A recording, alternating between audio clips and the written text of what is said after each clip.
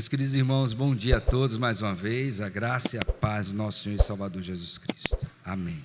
Nós vamos abrir a palavra de Deus em dois textos. Inicialmente, Gênesis capítulo 17 e depois, em 1 Coríntios capítulo 11, verso 23. Então nós vamos começar hoje sobre os sacramentos. Então, se você tem acesso à internet e quer acompanhar, você pode entrar aí, botar aí, Confissão de Fé de Westminster, você disponibiliza. Se está no grupo da igreja, já está aí no WhatsApp, mas se você quiser entrar, você entra na internet só para olhar isso, viu? Não é para olhar mais nada, não olhe mensagem, não faça outra coisa, tá bom? Ok? Você vai entrar, vai olhar só isso e pronto, não é não, Rafael? Avisar logo, de antemão para não... Aí você vai procurar o capítulo 27, que é os sacramentos. Então nós vamos iniciar o estudo desse capítulo hoje, tá bom? Confissão de Fé de Westminster, capítulo 27, sacramentos.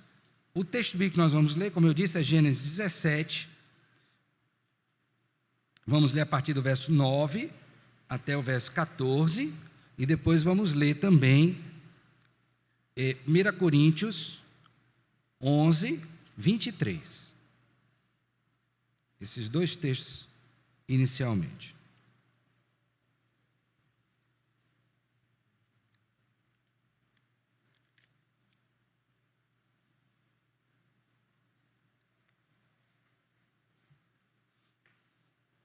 Eu creio que você já foi na igreja, já veio aqui, ou em outra igreja, igrejas evangélicas, e você viu o momento do culto em que alguém foi batizado, não é? Acho que a maioria de nós já viu isso.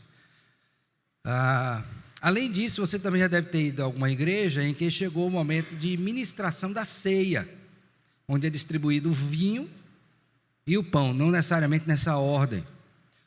Você já deve ter percebido também que quando você participa dessas coisas, vendo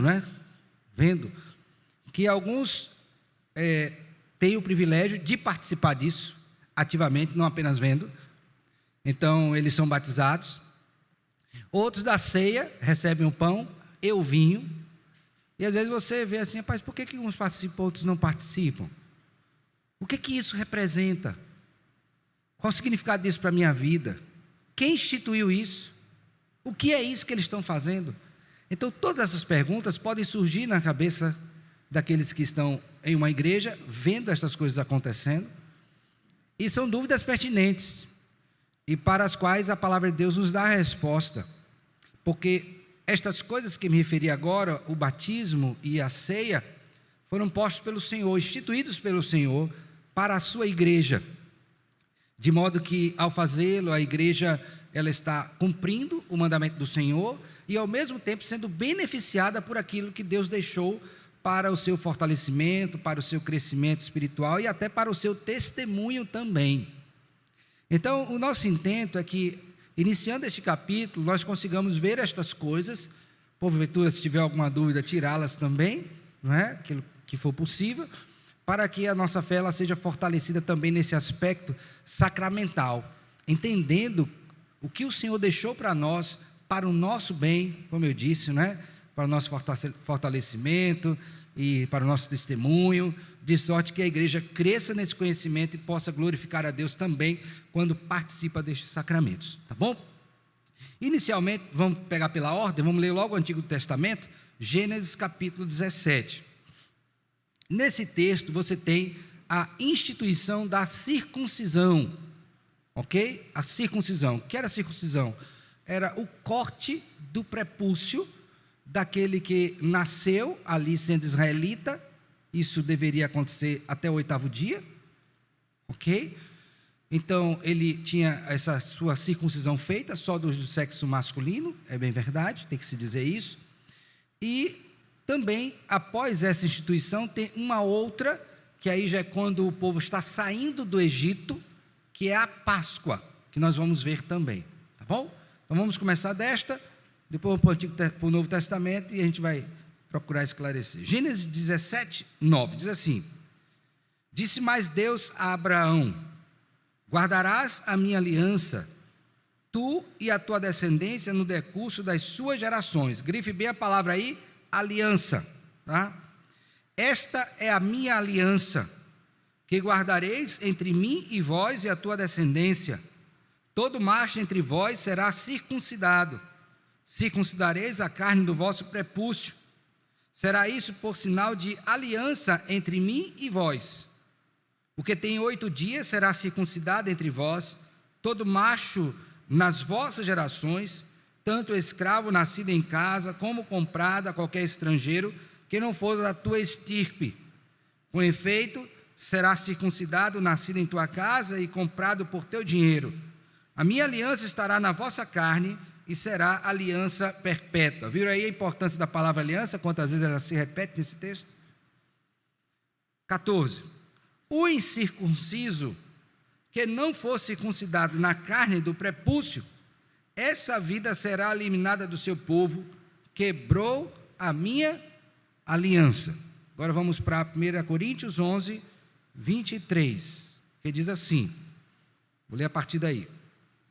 Porque eu recebi do Senhor o que também vos entreguei, que o Senhor Jesus, na noite que foi traído, tomou o pão, e tendo dado graças, o partiu e disse, isto é o meu corpo que é dado por vós, fazei isto em memória de mim. Por semelhante modo, depois de haver ceado, tomou também o cálice, dizendo, este cálice é a nova aliança, lembra a palavra? Aliança, no meu sangue. Fazei isto todas as vezes, digo, que o beberdes em memória de mim. Porque todas as vezes que comerdes este pão e beberdes o cálice do Senhor, anunciais, grife agora essa expressão aí, anunciais, essa palavrinha, a morte do Senhor até que Ele venha. Ok, irmãos, vamos orar, pedir a Deus que nos abençoe. Pai, nós queremos Te agradecer por esta manhã em que nos reunimos aqui para estudar esse assunto tão importante, pedir que o Senhor nos ilumine pelo Teu Santo Espírito, nos dando a compreensão da Tua palavra, e não somente isto, ó Deus, que o Senhor também age em nós, operando o querer e o realizar, segundo a Tua boa vontade. Nós estamos na dependência do Senhor, por isso Te pedimos, visto que sem o Senhor nada somos e nada podemos fazer. Esta, pois, é a nossa oração em Cristo, Senhor e Salvador nosso, com gratidão e perdão dos nossos pecados. Amém, amém. Meus irmãos, quando nós olhamos para a história da redenção no Antigo Testamento, este texto de Gênesis, capítulo 17, verso 9, inaugura isto que é conhecido como um santo selo e sinal, que foi aquilo instituído pelo Senhor para marcar o seu povo, identificá-lo, mas de uma maneira especial, de tal sorte que aquilo refletisse aquele termo que eu pedi para vocês grifarem, a aliança que Deus firmou com o seu povo.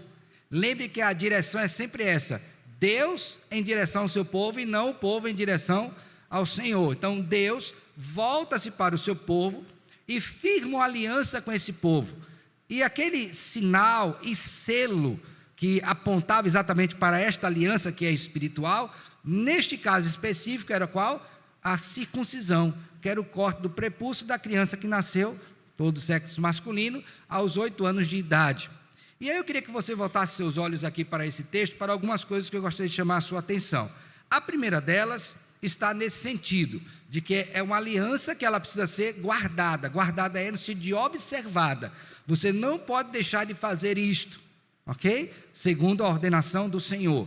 A outra que já falei é que é sempre de Deus em direção ao seu povo e não o inverso. Então Deus se dirige ao povo, estabelece essa aliança e o povo dá a resposta àquilo que Deus já operou em seu interior. A outra coisa importante que eu gostaria que você observasse está aí no verso 11, por favor, diz assim, ó, circuncidareis a carne do vosso prepúcio. Agora veja, ó, será isso o quê? A circuncisão, o quê? Um sinal de aliança entre mim e vós. Então, quem não tivesse este selo, este sinal, não faria parte do povo do Senhor. Então, quem quisesse fazer parte do povo do Senhor, teria que ser o quê? Circuncidado, tá bom? Observe isto. Prosseguindo no texto, é dito o seguinte, que este sinal não era apenas um sinal temporário, era um sinal que deveria passar de geração a geração. Então veja agora o verso 12, diz assim: o que tem 8 dias será circuncidado entre vós, todo macho nas vossas gerações, e aí ele faz a inclusão, tanto escravo nascido em casa, como comprado a qualquer estrangeiro, que não for da tua estirpe. Então não era um sinal apenas para os israelitas, mas todo aquele que estivesse ali dentro, e que fosse posse do israelita deveria fazer, e até o estrangeiro também que quisesse. Então ninguém era, digamos assim, forçado a fazer, era um ato a partir daquilo que Deus operava, de convicção interior, portanto, onde a pessoa se dispunha a fazer isto, até mesmo, no caso dos estrangeiros, após os 8 dias de vida, como era o caso do israelita. E aí tem uma outra situação também que eu queria que você observasse, que agora é o verso 14. Diz assim: o incircunciso, portanto, aquele que não fez a circuncisão, que não for circuncidado na carne do prepúcio, essa alma será o quê? Eliminada. Ou seja, ele não está dizendo que vai matar o povo, não. É bom que preste atenção nisso. Ele está dizendo, não fará parte da comunidade do povo do Senhor. Finalmente, isso representaria a eliminação eterna, porque estaria apartado do povo do Senhor, então seria condenado. Mas é importante que se diga que isso aqui está estabelecendo aqui uma relação de diferenciação entre aqueles que fazem parte do povo do Senhor, portanto tem esse santo selo e sinal, e aqueles que não fazem parte do povo do Senhor. Isso aqui ficou estabelecido por Deus para o seu povo. Na antiga aliança, você tinha também um outro rito que deveria ser observado. Agora abra sua Bíblia aí, por favor, em Êxodo, capítulo de número 12. Êxodo, capítulo 12. Agora você tem o segundo rito na antiga aliança, que deveria ser observado. Primeiro qual era? Circuncisão. Santo selo e sinal para marcar propriedade. Aliança que Deus firmou com o seu povo. Vocês são meus, tá? Estrangeiro podia participar? Podia, desde que professasse também sua fé no mesmo Deus, ok? Mas aí tem o segundo rito, que é a Páscoa. Lembre que o primeiro foi estabelecido com quem? Com Abraão. Agora a Páscoa, muito tempo depois, portanto 430 anos, desde que o povo entrou no Egito com Jacó, ok? Sua família ali. Passado esse tempo, agora Deus vai tirar esse povo do Egito. E quando ele tira o povo do Egito, ele lança a última praga, a 10ª, que era a morte dos primogênitos. E aí Deus deixou para o seu povo um rito, que era um rito de libertação e proteção. Ok? Que nós vamos ler agora, verso 1, por favor.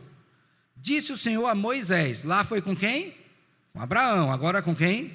Moisés. Disse o Senhor a Moisés e a Arão na terra do Egito: este mês vos será o principal dos meses, será o primeiro mês do ano. Falai a toda a congregação de Israel, dizendo, lembre, quando ele bota aí congregação de Israel, está falando da igreja do Antigo Testamento, tá? Congregação de Israel, é o termo bíblico para igreja, no Antigo Testamento.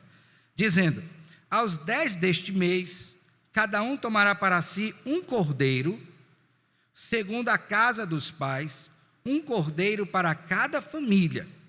Mas, se a família for pequena, para um cordeiro, então convidará ele o seu vizinho mais próximo, conforme o número das almas. Então veja que há uma proporção estabelecida entre o tamanho do cordeiro e a quantidade de gente que vai comer. Não podia ser nem menos, nem o quê? Nem mais. Não pode faltar, e também não pode o quê? Sobrar. Se a família for pequena, o cordeiro é grande, chama o vizinho e participa. A quantidade certinha. Veja que a expressão que ele coloca é conforme o número das almas. Almas aqui é de pessoas, porque às vezes o termo alma é usado para pessoa integralmente falando, tá bom? Então ela vai uma alma. Você está vendo a alma ou está vendo uma pessoa? Ah, você está vendo a pessoa. Então você usa o termo alma para pessoa também na escritura, tá bom? Então convidará seu vizinho mais próximo, conforme o número das almas, conforme o que cada um puder comer, por aí calculareis quantos bastem para o cordeiro. O cordeiro será, agora preste atenção, sem defeito, macho de 1 ano, podereis tomar um cordeiro ou um cabrito. Então há uma especificação de que dia vai ser, como que vai ser, qual o tamanho desse cordeiro, quantas pessoas vão comer, qual é a especificação desse cordeiro. Não pode ser fêmea, senão não seria cordeiro, né? Tem que ser de 1 ano, não pode ter defeito nenhum e pode ser um cabrito. Vai pegar esse bicho. E o guardareis até o 14º dia deste mês. Então fica do 10º até o 14º. E todo ajuntamento da congregação de Israel o imolará no crepúsculo da tarde. No 14º dia ele é imolado. Imolado é morto, sacrificado. Tomarão o sangue e o porão em ambas as ombreiras e na verga da porta, nas casas em que o comerem. Então vai pegar o sangue do cordeiro, nas ombreiras e na verga, dos lados e em cima, certo? Tem que fazer isso. Naquela noite comerão a carne assada no fogo, com pães asmos e ervas amargas o comerão. Vai comer o cordeiro, aí vai comer o pão, sem fermento, asmo, e vai comer com erva amarga, para dizer o quê? Sofri no Egito. Comi o pão, da adagem popular, né? O diabo amassou, mas não foi o diabo que amassou, não, foi sofrimento mesmo, viu? Sofri no Egito, estou comendo, estou participando dessa refeição, tendo consciência do meu sofrimento aqui, nesse cativeiro. Foi duro, foi amargo. Eu não posso me contaminar com isso, pão sem fermento. Eu estive aqui, mas esse lugar não está dentro de mim. Ok? Não me contamino. Verso 9: não comereis do animal nada cru, nem cozido em água, porém assado ao fogo, a cabeça, as pernas e a fressura. Não deixarei dele até pela manhã. Nada deixareis dele, digo, até pela manhã. O que porém ficar até pela manhã, queimá-lo-eis. Então, se sobrou, não deveria, mas se sobrar, tem que queimar. Não pode sobrar nada. Desta maneira, agora presta atenção no verso 11, desta maneira o comereis, a roupa agora, lombos cingidos, sandálias nos pés e cajado na mão. Aqui é pronto para partir. Você já vai comer pronto o quê? Para partir.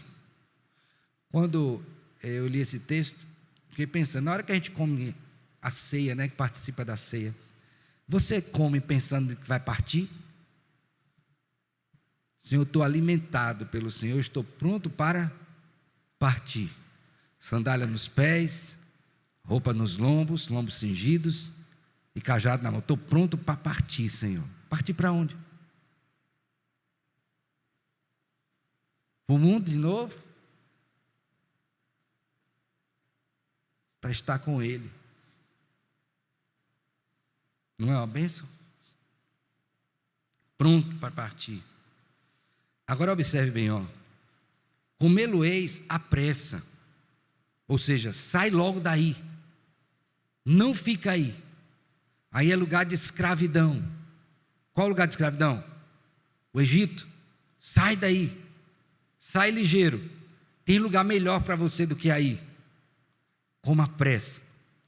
Aí a expressão é a Páscoa do Senhor. Por que Páscoa? Passa quer dizer passar por cima. Agora a explicação vem no verso 12. Porque naquela noite passarei pela terra do Egito e ferirei na terra do Egito todos os primogênitos, desde os homens até os animais. Executarei juízo sobre todos os deuses do Egito, eu sou o Senhor. O sangue vos será por... Agora presta atenção, a palavrinha aí. Será o quê? É a mesma palavra que está lá em Gênesis 17. Então, tanto a circuncisão quanto a Páscoa para o povo de Deus no Antigo Testamento eram o quê? Sinais. Lá era sinal de uma aliança firmada. Você é o meu povo, vocês estão com a marca que eu coloquei aí em vocês. E se alguém quiser participar, tem que admitir a mesma fé no Senhor. Aqui na Páscoa, também era o quê? Um sinal. E aqui quem é que come? Todo mundo. Homem, mulher, criança. Foi circuncidado, tem que participar de quê? Da Páscoa. E aí, olha que coisa interessante. Deus vem com o seu anjo. A casa que não tiver com a verga da porta e as ombreiras manchadas de sangue, o que acontecerá com ela? O primogênito ali, quer seja de homem ou de animal, será o quê? Morto. Agora preste atenção. Preste bem atenção nisso, tá? Se eu não estou coberto pelo sangue do cordeiro, meu primogênito morre. Quem está coberto pelo sangue do cordeiro? Quem é o filho que morre? Para que eu possa ficar vivo. O cordeiro apontava: macho, 1 ano, sem defeito.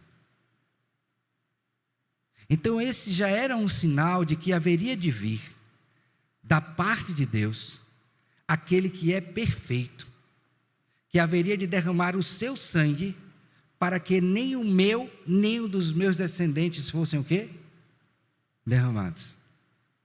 E aí, veja comigo, por favor, verso número 13: o sangue vos será por sinal nas casas em que estiverdes. Quando eu vir o sangue, passarei por vós, e não haverá entre vós praga destruidora, quando eu ferir a terra do... Agora veja, este dia vos será por memorial, e o celebrareis com solenidade ao Senhor. Nas vossas gerações celebrareis por estatuto o quê? Perpétuo.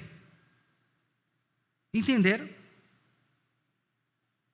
E quem não participar? Agora veja o verso 15. 7 dias comereis pães asmos, logo ao primeiro dia tirareis o fermento das vossas casas, pois qualquer que comer coisa levedada desde o primeiro dia até o 7º, essa pessoa será o quê? Eliminada. Verso número 19. Por 7 dias não se ache fermento nas vossas casas, porque qualquer que comer pão levedado será o quê? Eliminado. Agora 21. Chamou, pois, Moisés a todos os anciãos de Israel e lhes disse: escolhei e tomai cordeiro segundo as vossas famílias e imolai o quê? A Páscoa. Agora veja o verso número 25. E uma vez dentro na terra, que o Senhor vos dará, como tem dito, observai este rito. Qual rito? Da Páscoa, que é um santo selo e sinal que Deus firmou conosco. Agora, preste bem atenção nesse ponto. Verso 26, agora olhe para a sua Bíblia. Quando vossos filhos vos perguntarem: que rito é este? Os meninos vão perguntar: papai, mamãe, o que é isso que a gente está fazendo aqui? Eles vão perguntar sobre o batismo, a circuncisão. Eles vão perguntar sobre a Páscoa, que é o caso específico aqui do texto. E aí o pai vai ficar calado e diz: cala, menino. Precisa saber disso agora não? Não, quando ele perguntou é porque ele já está apto a ouvir a resposta. Porque a dúvida ele já tem, ele só não tem a resposta. Ou talvez tenha e queira confirmar se é a verdadeira. Então, quando ele perguntar, o que os pais vão responder? Agora, leiam juntos aí o verso 27. Todos juntos. Respondereis.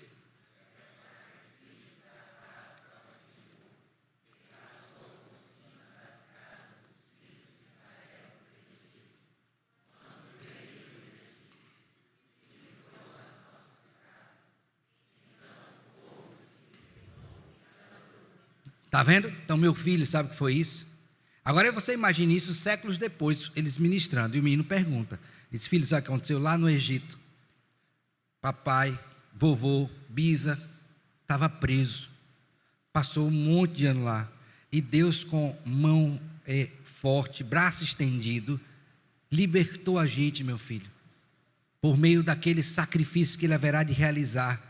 Então toda vez que a gente pega esse cordeiro e mata, e come esse cordeiro, e faz esse rito, é para lembrar da libertação, que não foi por nossas obras, mas pelas obras do Senhor, na pessoa do seu Filho. Entenderam? Então você tinha 2 ritos lá: a circuncisão e o quê? E a Páscoa. A circuncisão e a Páscoa. Ok? Tranquilo? Alguma pergunta até aqui? Marcelo. Espera aí, meu santo, deixa só o... Eu tenho que explicar isso aqui antes de entrar na confissão de fé, tá? Porque quando eu... Imagina, né? Vencer isso aqui, você já vai entender a primeira parte da confissão. Vamos lá. E pastor, Pois eu não. tenho uma dúvida em relação se os infantes participavam deste sacramento na antiga dispensação. Dos 2. E no caso, na nova dispensação, bem sei que os infantes não conseguem discernir o corpo, como também não conseguiam discernir por conta da pergunta aqui que é feita no texto, né? O corpo naquela época. Mas por que os infantes são privados do sacramento da ceia nessa nova dispensação? Tá, ok. Quando a criança pergunta o porquê, aliás, antes disso, lembre que a refeição ela era comunitária. E nessa época Deus não estipulou, infantes não participem. Ok? Por quê? Porque era a refeição da família, inclusive chamava os vizinhos. Então, a despeito de ter toda essa significação espiritual, mas era uma refeição familiar. Lembre que a igreja, Israel, ali, estados se confundiam no Antigo Testamento. Quando você vai para a Nova Aliança, você já tem uma admissão que não é mais familiar, ela passa a ser individual. Agora a grande família é a família de Deus, da igreja. Então a refeição acontece comunitariamente, está aqui publicamente, acontecendo, o povo reunido, mas para ser admitido a ela, você precisa ter sido batizado e professar publicamente a sua fé. Dizer que a sua fé não é agora mais a fé dos seus pais, mas é a sua. No momento que isso acontece, aí você é admitido. Por quê? Porque nessa transição deixou de ter esse aspecto familiar e agora passa a ter esse aspecto quê? Individual, pessoal, a partir da pública profissão de fé. Essa é a mudança que ocorre. Mas aí isso enseja uma questão. Quando o seu filhinho começar a perguntar, que eu falei agora há pouco, é sinal que ele já tem dúvida. Ou tem uma resposta que é só o quê? Conferir para saber se é a mesma. Quando ele perguntar, é o momento de você começar a instruir de uma forma mais direta, a ponto de fazê-lo professar, isso pela ação do Espírito de Deus, a sua fé. A gente acaba aqui estipulando uma data, né? Uma idade, 12 anos. Mas tem gente com 48 que não professou. Mas tem menina com 10, 8, 7 anos, e eu conheço casos, que ele já tem plena convicção de fé salvadora. Plena convicção. Ele sabe que ele é pecador, conhece a Deus, crê em Jesus como seu Senhor e Salvador, e ao meu ver não vejo impedimento de que ele seja inclusive examinado pelo conselho e aprovado. Testa o menino. O perigo vai ser surpreendido e ele responder melhor do que os velhos, né?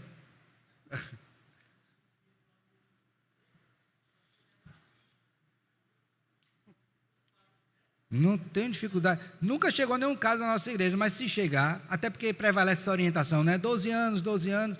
Mas se a pessoa tem, diz, pai, por que eu não posso participar? Eu já creio nisso.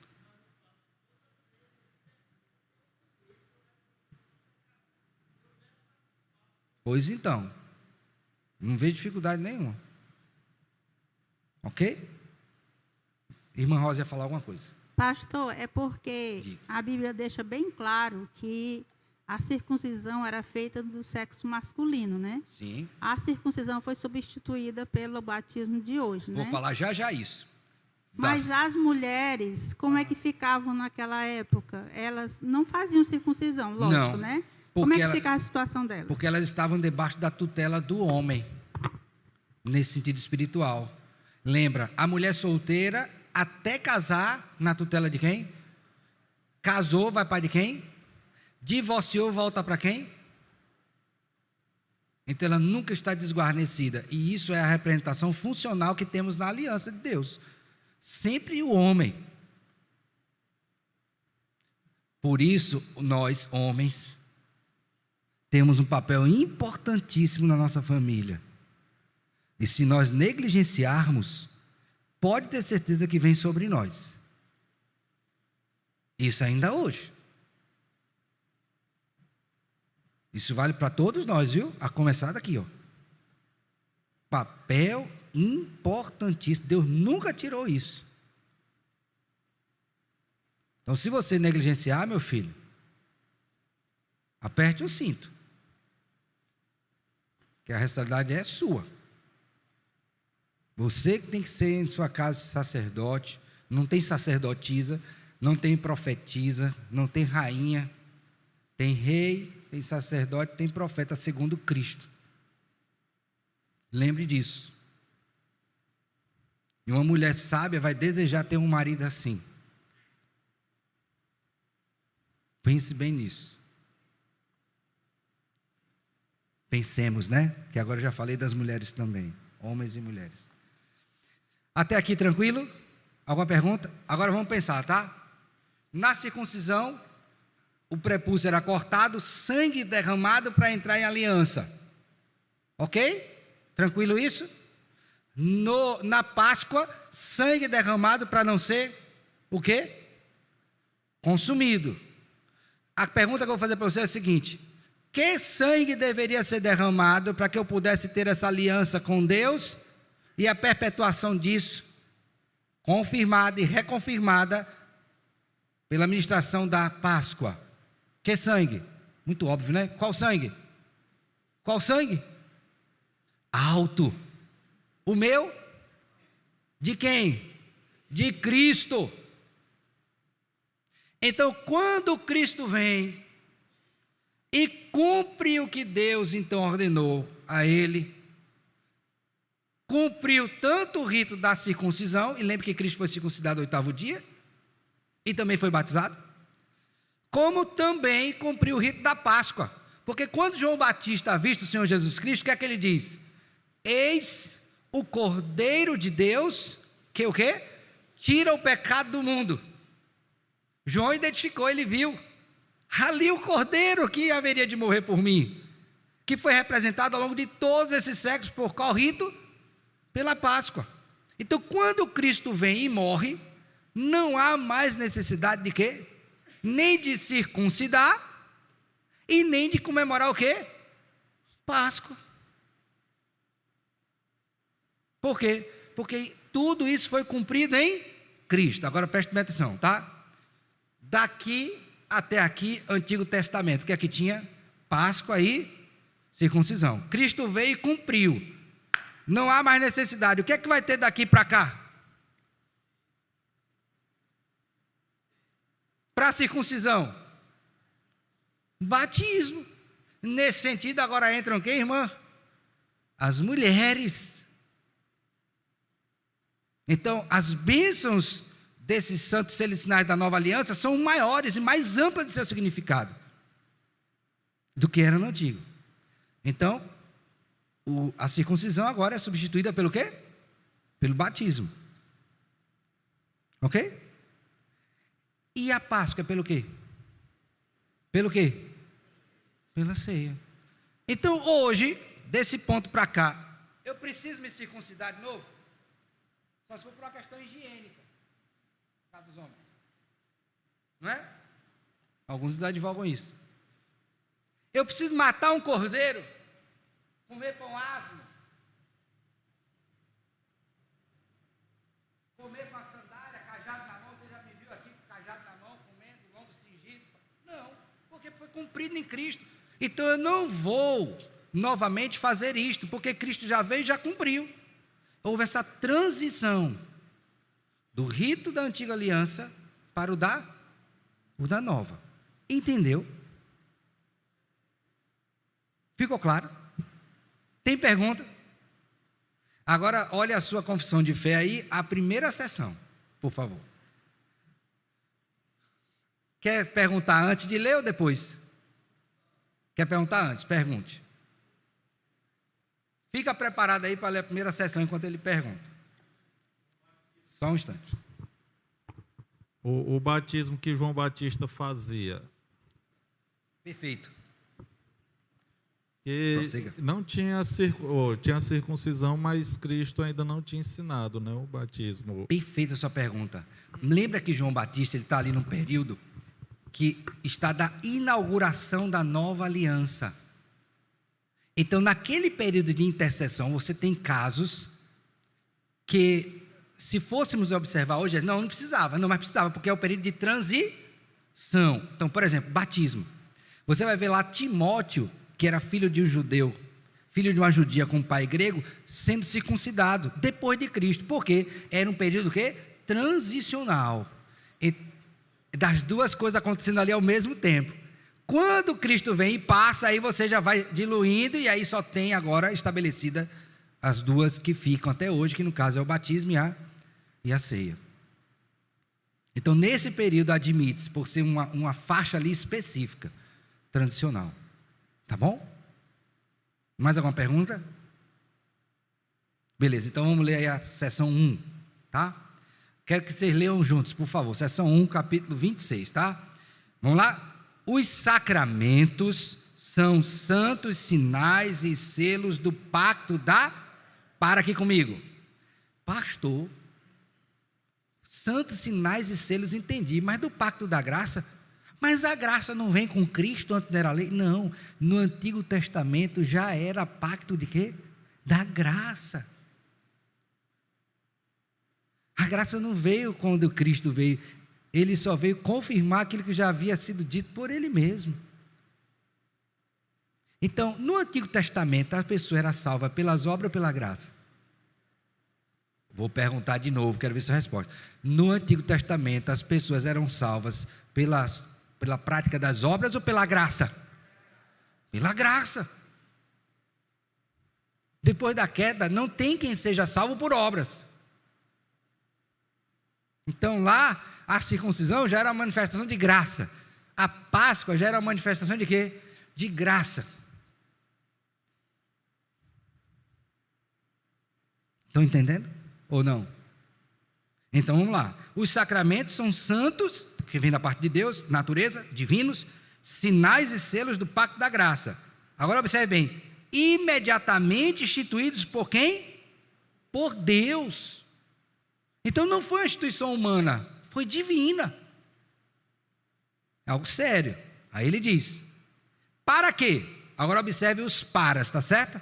Finalidade. Primeiro para, leia aí, por favor. Para representar Cristo e os seus benefícios e confirmar o nosso interesse nele.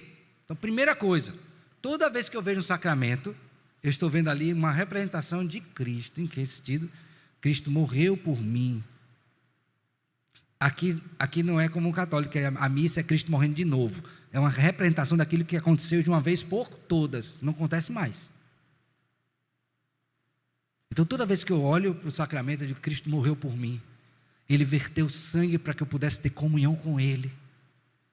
Fosse incluído na aliança. Entendeu? O seu corpo foi moído por causa dos meus pecados.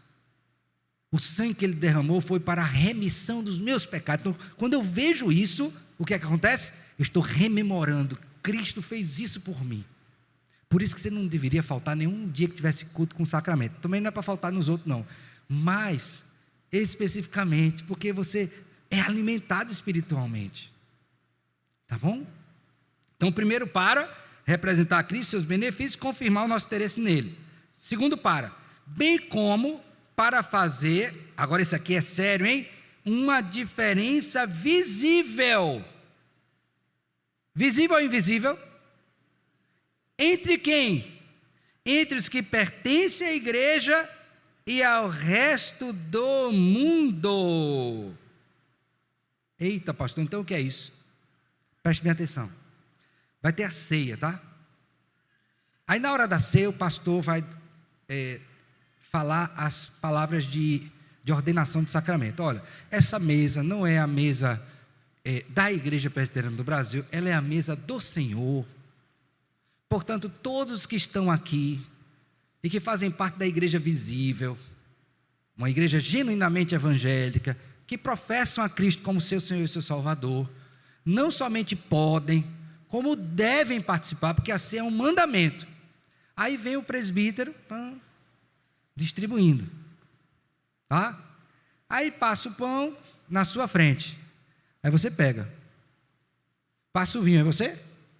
O seu vizinho que está no lado, quando ele vai passar a pegar, e o presbítero retém a mão, porque ele podia estar desatento à instrução, ele não conhece, tá? Você já é crente, professo? Aí a pessoa, não. Então, sinto dizer, mas você não pode participar. E aí dá seguimento. Como é que essa pessoa se sente? Em tempos do politicamente correto. Meu Deus do céu, como é que a pessoa vem na igreja e faz uma coisa dessa com ela? Só que se esse presbítero der, ele está desobedecendo a quem? Que disse que o sacramento é para fazer o quê? Diferença entre quem faz parte e quem não faz. Pastor, mas isso é acepção. Não, lembre lá da circuncisão que eu li. Se você quiser participar, você pode, só ser circuncidado. Se você não quiser morrer por causa do anjo que vai passar e vai matar quem não tiver a verga na porta, é só você crer que o anjo vai passar e que tem que participar desse cordeiro e estar dentro dessa casa para não morrer. É sua opção. Então não bota a culpa em Deus e nem quem está distribuindo. Porque você está sendo instruído na verdade. Então não é acepção, é decisão. Agora nós sabemos que é Deus que opera em nós o querer e o...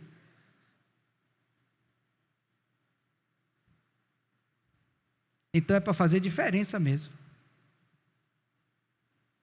Vocês digeriram bem isso? Tem pergunta? Pastor, foi o senhor que estabeleceu isso? Não, meu filho, eu estou lendo aqui. Pastor, mas isso era na antiga aliança. Agora vamos para 1 Coríntios 11, que eu acabei de ler com vocês. Para vocês verem que não é só na antiga. É na nova também. Então vamos ver. Eu li até o 26, agora eu vou ler a partir do 27. 1 Coríntios 11, 27. Está entendendo, Mateus?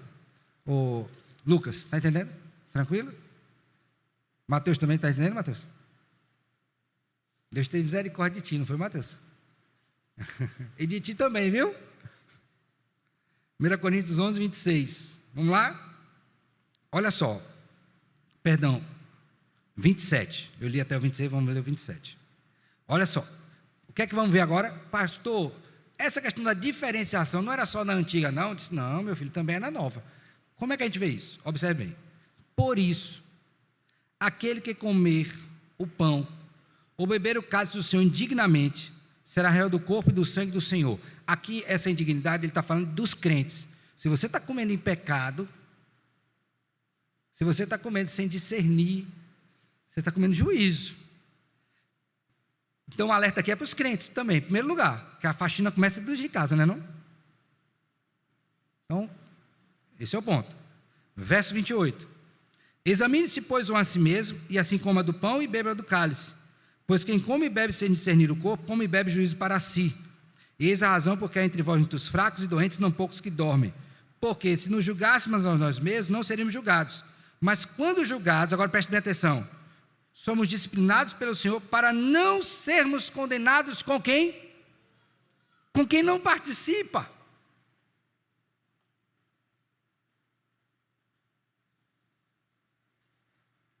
Com quem não participa. E para participar ele precisa fazer o quê? Batizar. Então ele será admitido à comunhão da mesa.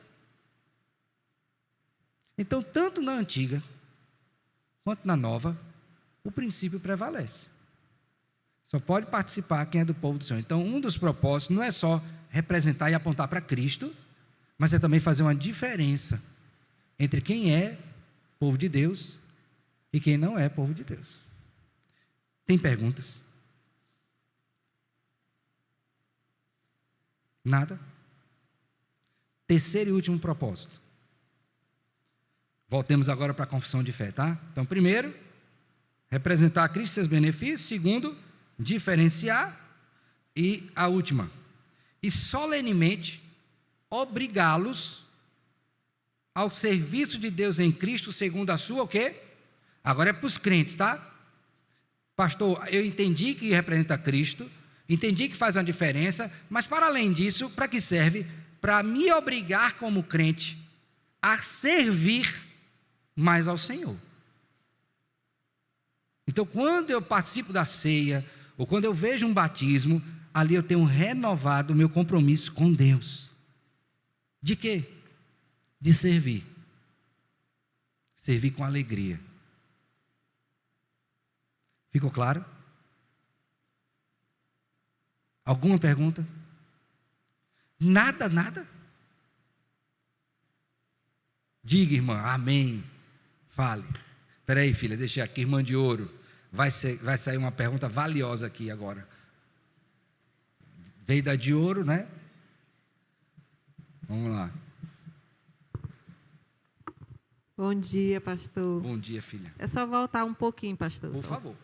É sobre a questão da responsabilidade que você falou no início, sobre a questão da responsabilidade do homem, da questão desse cuidado, né?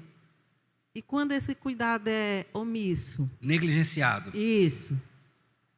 Aí, o que acontece? Isso é porque, às vezes, as pessoas confundem esse cuidado. O que é esse cuidado? Então, eu só queria assim, que você me explicasse alguns pontos sobre essa parte desse cuidado. Beleza. Por ser, às vezes, confundido esse cuidado. Ok. Primeiro, todos nós temos responsabilidades individuais. Eu não estou dizendo que vai se abrir mão disso. Então, o marido tem suas responsabilidades individuais, a esposa tem a sua. Eu estou falando do ponto de vista espiritual. Então, o marido lê a Bíblia, a esposa tem que ler a Bíblia, tem que orar, ela tem que vir para a igreja, é uma questão individual. Os filhos também, já na cidade, tem que também fazer. Há um estado individual. Mas quando você pega a família do ponto de vista funcional, Deus estabeleceu o homem como cabeça da família, assim como Cristo é o cabeça da igreja e Deus, o Pai, é o cabeça de Cristo. Essa ordem está na Escritura, basta ler 1 Coríntios aí, que você vai verificar isso, com muita clareza. Então, dentro dessa relação funcional, coube a nós, homens, que temos família constituída, sermos para a nossa família o guia espiritual ali. Se isso é negligenciado, imagine, a pessoa, por alguma razão, danificou um braço direito. Ela vai ter que aprender a funcionar com o esquerdo, porque ela vai ter que ter as suas tarefas feitas com esse. Às vezes, isso acontece dentro da família. O homem negligencia a tal ponto que a esposa acaba assumindo o papel que não é dela, o que lhe sobrecarrega. Mas ela vai precisar fazer. E aí nós temos um exemplo bíblico, que é Timóteo, né? A sua avó era crente, Lloyd, sua mãe Eunice crente, seu pai não era um judeu, né? Não tem informação de conversão dele. E o filho ficou crente, porque a avó e a mãe ensinavam. Mas quem era aquele papel? Dos pais, tanto é que o meu apóstolo Paulo, escrevendo para a igreja onde o próprio Timóteo pastoreou, que é Éfeso, capítulo 6, 1, vai dizer, e vós pais, e ali pais não é pai e mãe, é pai. É pai. Inclusive ali a palavra abarca o sentido de pai por adoção. Então não é só pai natural, é por adoção, é responsabilidade. Então o pai tem que gerenciar isso dentro da sua família. Tanto é que quando ele vem aqui fazer o batismo da criança, ele assume responsabilidades. Mas, infelizmente, algumas famílias não funcionam como deveriam. E isso traz um prejuízo, porque sobrecarrega. Ao invés de cada um desempenhar a sua função e a coisa funcionar bem, né, bem azeitadinho, não funciona. É o que acontece? E isso vale não só para o espiritual, é a partir dali. Mas, por exemplo, um pai não trabalha, a mãe trabalha, vai sobrecarregar quem? Estrutura tudo. Então, voltemos ao padrão dado pelo Senhor, sigamos esse padrão, que esse é o padrão perfeito, porque foi dado por Deus, e não por homem algum. Agora, não desanimem, mulheres, orem. Orem pelos seus esposos. Jejuem pelos seus esposos. Peçam a Deus. Não desanima. Deus pode mudar e tem mudado. Então não entra no desespero. Ai meu Deus, agora acabei. Vou trocar por outro. Vai trocar por o pior? E nem se tivesse melhor. Troca só o problema. Então fica com o teu mesmo. Vai para o joelho, né? Começa a orar. Agradecer a Deus, porque talvez Ele não tenha só problemas, tenha virtudes também. Bendiz ao Senhor por isto. Quem é solteiro, que está aí sem a costelinha, né? Ora direitinho para não escolher errado. Porque se escolher errado, nossa, vai dar errado. Uma coisa é você trocar, eu digo aos meninos assim, uma coisa é você trocar o carro, o pneu do carro com ele parado, outra coisa é você trocar em movimento. Você querer ajustar casamento no meio do percurso, meu filho, tem algumas coisas que ficam mais difíceis. É mais complicado. Então, pensa sobre isso. Agora, não perca a esperança, porque enquanto houver evangelho, haverá esperança. Não desanime, ore, jejue, tome conselho, trate seu coração, vá. Até onde Deus lhe permitir. Não onde o mundo diz que você tem que ir, viu? Porque os limites são muito diferentes. Por natureza, por amplitude. Então seja sábia. Tá bom? Beleza? Alguma pergunta? Diga, irmãzinha, irmã Fernanda.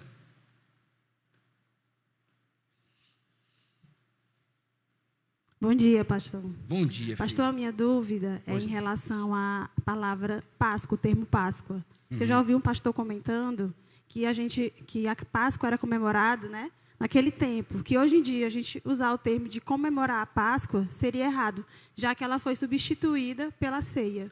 Não é errado se a gente tomar biblicamente. Por exemplo, Cristo é a nossa Páscoa. Páscoa. E Ele é. Quando a gente ministra a ceia, é a Páscoa. A questão é a compreensão que eu tenho disso. Se o meu termo Páscoa está associado ao do Antigo Testamento, está errado, porque já cumpriu. Vou estar cumprindo o que Cristo já cumpriu? Então, se eu estiver cumprindo o que está aqui, que era do Antigo, eu estou dizendo, então o que foi feito por Cristo não valeu, eu tenho que rememorar isso. Mas esse Cristo que cumpriu, instituiu uma nova forma de ser apontado. Não é mais com sacrifício, porque o sacrifício já foi feito. Agora é como? Com a ceia. Então, não há erro se eu entender o significado do termo. Agora, se na minha cabeça está Páscoa, coelhinho, ovo, cordeiro, pão aso, aí, meu filho, você voltou lá para o Antigo Testamento e tem que ler o livro de Hebreus, que você está abandonando as coisas melhores para retornar aos rudimentos antigos.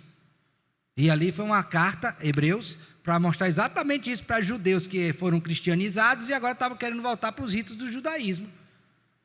Então hoje você tem um evangelicalismo mais judaico do que deveria ter.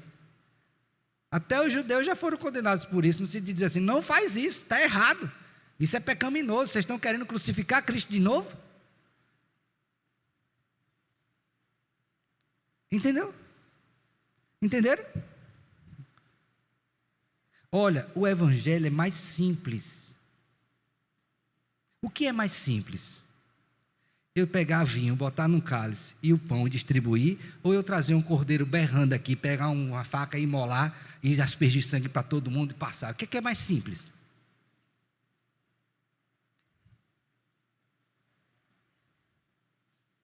Agora, olha a pergunta, ó. Agora, o que é mais profundo? Não confunda simplicidade com profundidade. Às vezes você ouve um professor seu e diz assim, rapaz, que cara simples, mas ele falou com tanta profundidade.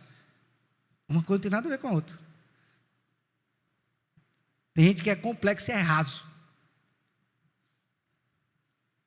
Você pode ser complexo e profundo também, mas não queira dizer assim, porque é simples, não é profundo. Não, o evangelho é simples, mas a profundidade do evangelho, meu filho, tanto é que ele diz, é o poder de Deus, simples demais, mas profundo. Tá bom? Então, tira esses adereços que já foram cumpridos de Cristo e faz o que é correto. Perguntas? Então, se não tem perguntas, vamos para a sessão 2. E hoje a gente termina na sessão 2, tá? Aí domingo que vem a gente vai para a 3, mas hoje até a 2. Sessão 2 da confissão de fé. Em todo sacramento, há uma relação espiritual ou união sacramental. Estão vendo aí? Entre o sinal e a coisa o quê? Significada. E por isso, os nomes e efeitos de um são atribuídos o quê? Ao outro. Então, olha para mim. Ó, sinal. Levanta o pão. Sinal, pão. O que é que o pão representa na ceia? Coisa significada. Sinal é o quê? O pão. Coisa significada? Corpo. Levantei o cálice com vinho. O que é que está aqui na minha mão? Imagina, tá? Levantei o cálice com vinho. O que é que está na minha mão? Não, calma, rapaz. Sinal. Sinal. Cálice com vinho, sinal. O que é que ela significa? Sangue. Sangue que foi o quê? Por quem? Por nós. Para quê? Para a remissão de pecado. O que é remissão? Perdão. Para purificação. Corpo, ó, levantei o pão, o que é que representa? Corpo. Para fazer o pão, qual é o processo? Moe o trigo, pisa, não é? Tal, queima, corpo moído. Quem teve o corpo moído? Pronto, sinal e coisa o quê? Significado. Entendeu? Lá na antiga aliança do mesmo jeito. Cordeiro de 1 ano foi trazido. Macho, sem defeito, sinal, coisa significada. Cordeiro que virá da parte de Deus, macho, sem defeito, será morto, sangue derramado, coisa significada. Beleza? Agora, batismo. Circuncisão, cortou o prepúcio, sinal, sangue derramado, efeito, agora é meu. Propriedade. Esse sangue foi derramado para que você fizesse parte do meu povo e fosse justificado por meio do sangue. Agora abra a Bíblia aí, Tito capítulo 3. Tito 3.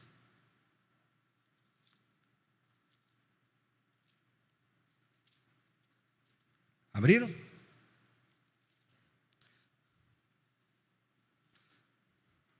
Beleza? Tito 3, verso 4. Vou ler a partir do 4. Mas antes de ler o 4, só deixa aberto aí, olha para mim aqui agora, tá? Circuncisão, cortou, sangue derramou, fez parte do meu povo, meu selo. Só que na nova aliança, a circuncisão foi substituída por quê? Batismo. Vem o pastor para ministrar, traz o quê? Água. Sinal? Água. Coisa significada. Agora vamos ler Tito 3:4. Vamos lá?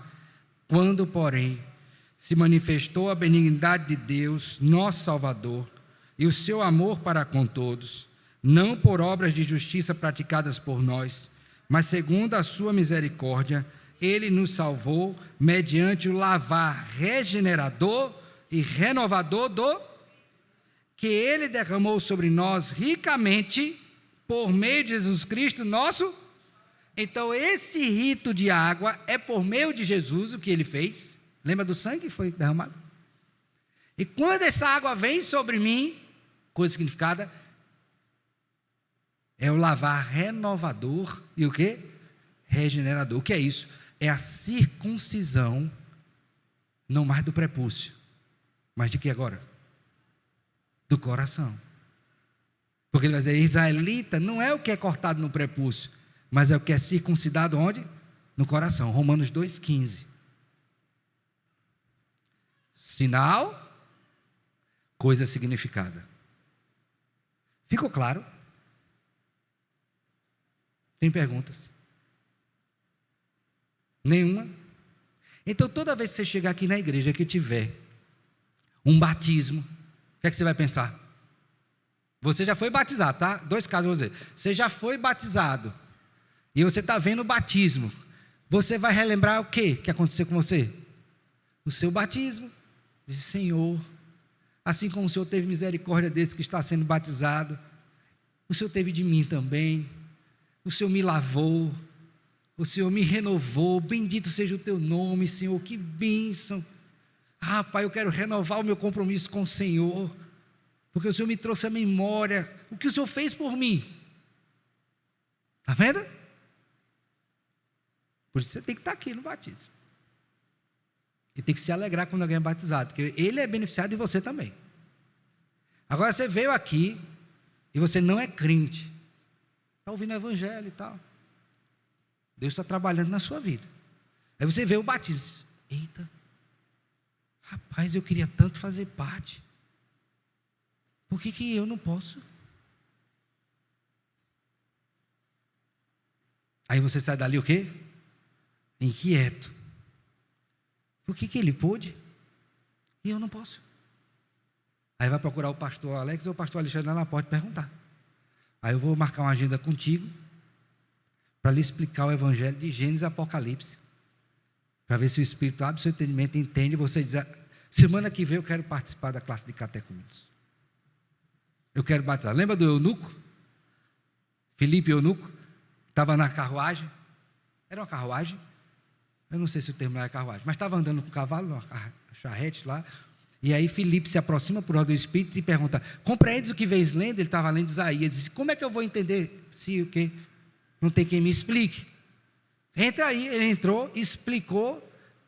A explicação desembocou em Cristo. E ele disse: o que é que me pede agora de ser batizado? Ele disse: se você crê, pode ser batizado. Se eu creio, parou a charrete, desceu, batizou, foi-se embora. Historicamente falando, há quem diga que esse eunuco foi o responsável pela evangelização no norte da África.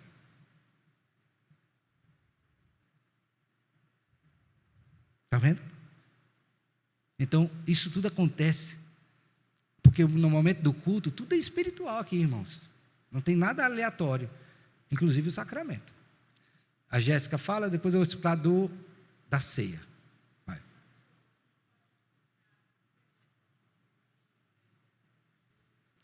Pastor, o senhor pode explicar porque a gente toma... Eita pergunta, Jéssica. Deixa eu beber água. A senhora também tem a mesma pergunta? Ai, a senhora não perguntou por quê? Ficou com vergonha? Fique não, irmã Gueu. Pode perguntar, minha filha. Se o senhor não souber, eu digo. Porque a Bíblia fala de vinho. Porque o nosso PL, princípio de liturgia da igreja, diz que tem que ser vinho e bom. Mas eu quero que a senhora saiba, e os demais, que esse não é um ponto pacífico para muitos. Então tem gente que advoga o uso de suco de uva. E aí vai ter uma série de argumentação para justificar uma coisa e outra. Mas até hoje eu não fui convencido ainda de que não seja vinho, à luz da Escritura. Eis a razão porque praticamos isso. E o argumento de que pessoas que porventura tenham passado pela dificuldade do álcool, não se justifica, porque eu creio em um Deus que, quando nos regenera, nos liberta. Porque vamos pensar numa coisa, se o problema do vício era sexo, e a pessoa é casada, o que é que ela vai fazer para se livrar do vício?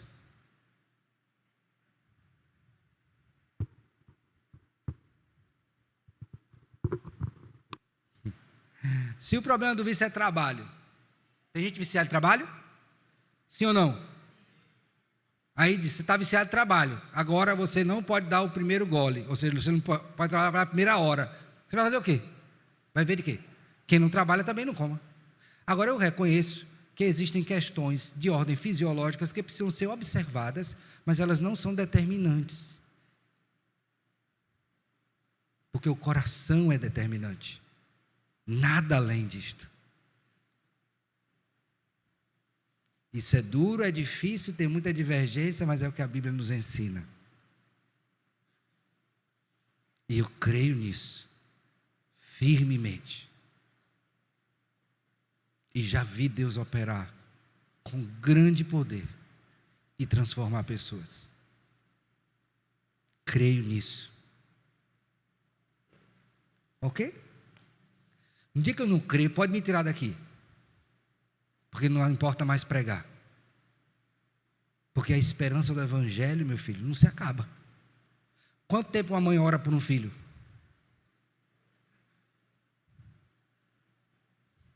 Até morrer. Eu usei logo o exemplo do filho, porque talvez seja aquele sentimento que mais aflora, né? Mas por que você ora? Porque você tem esperança. Agora pense nessa esperança potencializada infinitamente, que é a esperança do evangelho. Por quanto tempo você vai orar? Vai ter dia que você vai desanimar? Vai. Mas no outro dia você está lá de novo. E de novo. E de novo.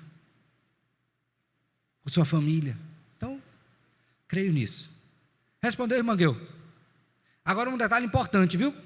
Para a gente finalizar. Entendido isso aqui? Coisa significada e tal? Vamos falar da ceia. Coisa significada. Tá? Ali o elemento, o pão, o corpo moído, o sangue, o vinho, o sangue, o quê?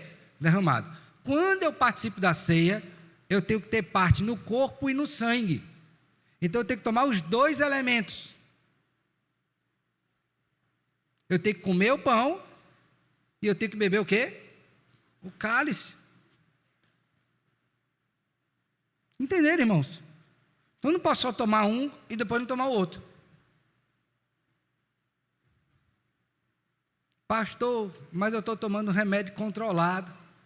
O povo fala de controle, né? Estou tomando remédio de controle, o que é que eu faço? Vou ficar descontrolada? Não, você não é obrigado a tomar todo o cálice. Por exemplo, tem igrejas, ainda hoje, mas é mais raro, que tem cálice comum. O que é o cálice comum? É um cálice grande, aí passa o cálice e o paninho. Eu bebo, passo o paninho, passo para o outro. Eu bebo, passo.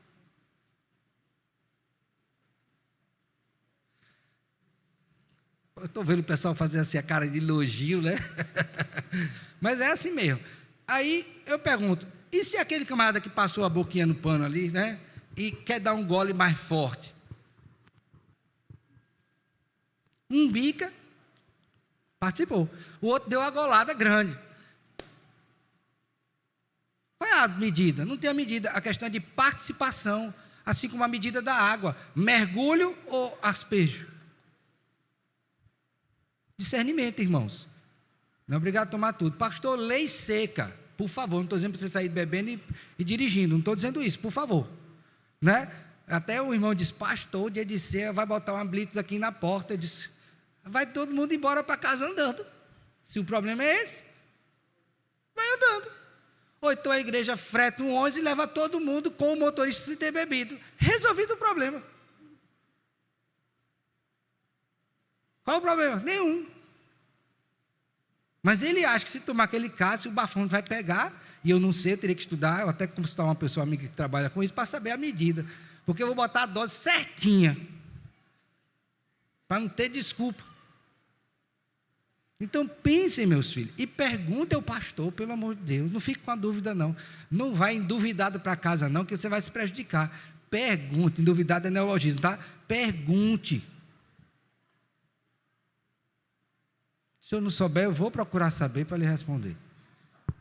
Tá claro? Meu diácono, e a gente encerra aqui, tá?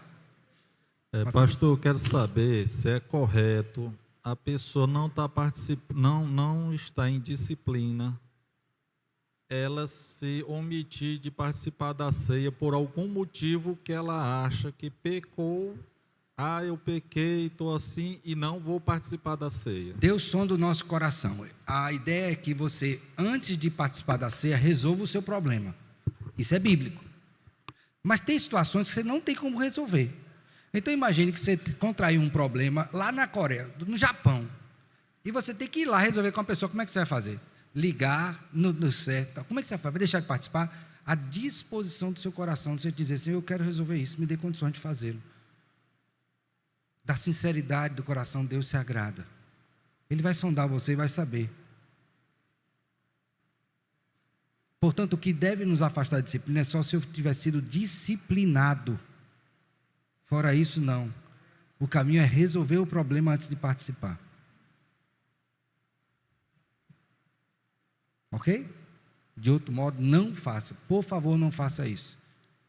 De jeito nenhum. Porque ao fazer, ele está dizendo o seguinte: minha justiça é maior do que a de Cristo. Eu me penalizo. Eu me disciplino. Autodisciplina não é isso. Porque quem tem poder para disciplinar eclesiasticamente não é nem o pastor sozinho, é o tribunal formado para julgar e avaliar. Mas o povo dá o golpe, né? Desculpa a expressão, tá? Não vem no dia da ceia. Aí vai para a congregação. Chega lá, está o pastor ministrando a ceia na congregação. Eu olho para ele e dou risada. Fugiu, né? Mas lhe acharam. Não adianta fugir. Resolve. Resolve. Você vai fugir quanto tempo? Você acha que você pode fugir de Deus? Lê o Salmo 139. Senhor, para onde me ausentarei? Se subo, lá está. Se desço, lá está também. Se tomo as asas da alvorada, lá está também. Se vou lá no mais profundo abismo, lá está. Você vai para onde? Se você tem um Deus que é onipresente, você vai esconder o dedo do armário? Está lá também, né, irmão? E aí, quando você participa da ceia, você vai dizer: Senhor, obrigado, porque o Senhor morreu por mim, derramou seu sangue, era o meu corpo que devia estar ali, mas foi o do Senhor. Que amor! Obrigado, Pai, porque enviou teu Filho, o Espírito Santo. Obrigado porque me convenceu disto. Eu não sabia disso e agora eu sei. E aí, quando você toma aquele pão e bebe do vinho, você bebe numa convicção de fé tão grande que isso lhe fortalece, lhe anima, lhe encoraja a uma nova obediência. Mas se você não faz isso, você está perdendo. E Deus deu isso para o nosso bem. Então, como é que você ousa faltar? Não querer? Deus é bom e sempre faz o melhor para o seu povo. Pode descansar nisso, que é o melhor lugar para você estar. Deus abençoe vocês, meus queridos.